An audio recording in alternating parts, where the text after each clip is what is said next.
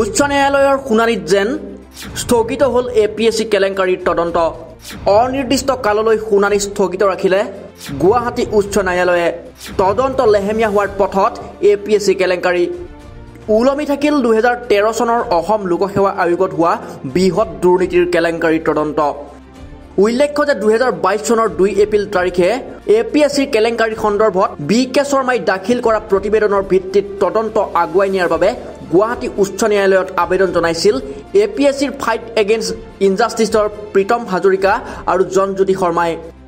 লগতে ন্যায়িক তদন্তৰ প্ৰতিবেদন ৰাজহুৱা কৰিবলৈও আবেদন জনাইছিল উচ্চ ন্যায়ালয়ত। মুখ্য ন্যায়াধীশ বিজয় বিষ্ণয় আৰু ন্যায়াধীশ সুমন শ্যামেৰে গঠিত গুৱাহাটী উচ্চ ন্যায়ালয়ৰ দুজনীয়া বিচাৰপীঠে 2024 চনৰ 22 এপ্ৰিলত এই গোচৰৰ শুনানি গ্ৰহণ কৰিছিল যদিও পৰৱৰ্তী শুনানিৰ বাবে নিৰ্দিষ্ট তাৰিখ নিৰ্ধাৰণ কৰাৰ পৰিৱৰ্তে যথাযথ সময়ৰ বাবে গোচৰটো তালিকাভুক্ত কৰি ৰাখিছিল। বিচাৰপীঠে কৈছিল যে এই গোচৰটোৰ জৰুৰী হিচাপে বিবেচিত হোৱা নাই। যেতিয়া যথাযথ সময়ত বিষয়টোৱে অগ্ৰাধিকাৰ লাভ কৰিব তেতিয়া এই গোচৰৰ পৰৱৰ্তী শুনানি হ'ব। ইয়াৰ পিছতে এতিয়া তদন্তৰ সন্দৰ্ভত উত্থাপন হৈছে বহু প্ৰশ্ন আৰু অভিযোগ অনুসৰি আদালতৰ উক্ত শুনানিৰ পিছতেই কেলেংকাৰীৰ তদন্ত লেহেমীয়া কৰিছে বিশেষ তদন্তকাৰীৰ দলে। উল্লেখ্য যে 2023 চনৰ ছেপ্টেম্বৰ মাহত গুৱাহাটী উচ্চ ন্যায়ালয়ৰ নিৰ্দেশত গঠন হোৱা ADGP মুন্না প্ৰসাদ গুপ্তাৰ SITক 6 মাহৰ ভিতৰত এক বিস্তৃত প্ৰতিবেদন দাখিল কৰাৰ দায়িত্ব দিয়া হৈছিল। এই প্ৰতিবেদনৰ পিছতেই জেৰা কৰা হৈছিল 25 গৰাকী বিষয়াক, কিন্তু গ্ৰেপ্তাৰ কৰা হৈছিল মাত্ৰ 5 জন বিষয়াকহে। ইয়াতো উত্থাপন হৈছিল তদন্তৰ গাফিলতি সম্পৰ্কে বহুতো প্ৰশ্ন। উল্লেখ্য যে ন্যায়াধীশ BK শৰ্মা আয়োগৰ প্ৰতিবেদনত উল্লেখ আছিল বক্ৰপথৰে চাকৰি লোৱা 34 জন বিষয়াৰ নাম, কিন্তু অসম চৰকাৰে ইয়াৰে 21 জন বিষয়াকহে নিলম্বন কৰে আৰু বাকী 13 জন সাৰি যায় নিলম্বনৰ পৰা।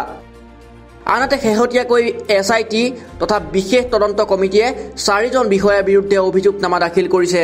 তেওঁলোক হৈছে পৰীক্ষাৰ প্ৰাক্তন প্ৰধান নিয়ন্ত্ৰক নন্দবাবু সিং, APS সুকন্যা দাস, নিলম্বিত বিষয়া ৱাহিদা বেগম আৰু ৰাকেশ দাস।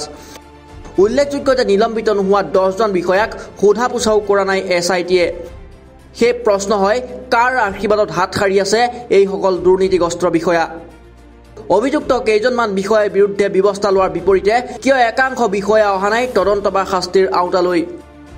উল্লেখ কৰাৰ প্ৰয়োজন নাই যে 2013 চনত তেতিয়াৰ APSCৰ অধ্যক্ষ ৰাকেশ কুমাৰ পাল আৰু অন্যান্য বিষয়াৰ প্ৰবঞ্চনাৰ বলি হোৱা 45,000ৰো অধিক প্ৰাৰ্থীয়ে এতিয়া অপেক্ষা কৰি আছে ন্যায়ৰ বাবে।